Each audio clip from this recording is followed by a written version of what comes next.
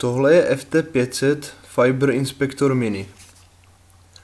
Je to přístroj, který se používá pro vizuální kontrolu singlemodových a multimodových optických konektorů. Používá dva režimy. První z nich je přerušitelný, znamená to, že displej se snímaným obrazem je aktivní pouze v momentě stisknutí speciálních tlačítek. Tento režim je určený k úspoře baterie, například při práci v terénu. Druhý režim je nepřetržitý, což znamená, že přístroj nepřetržitě zobrazuje snímaný konektor na displeji. Je to mikroskop, který 200krát zvětšuje optický konektor. K nasvícení používá bílou LED diodu a zvětšený obraz zobrazuje na LCD TFT displeji.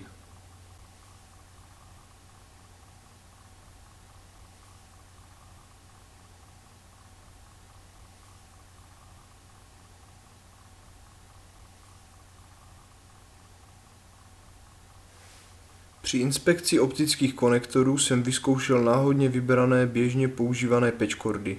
Jak můžete vidět, žádný testovaný konektor nebyl čistý.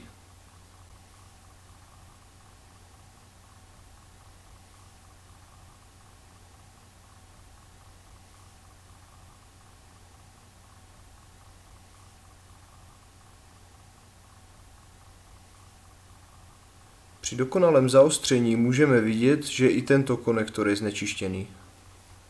Existují speciální čistící sady pro čištění optických konektorů.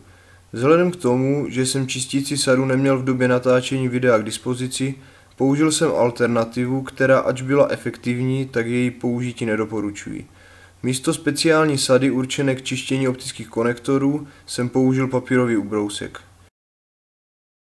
Při vyčištění můžeme vidět, že konektor není poškozen, je čistý a jeho použití by mělo být bezproblémové.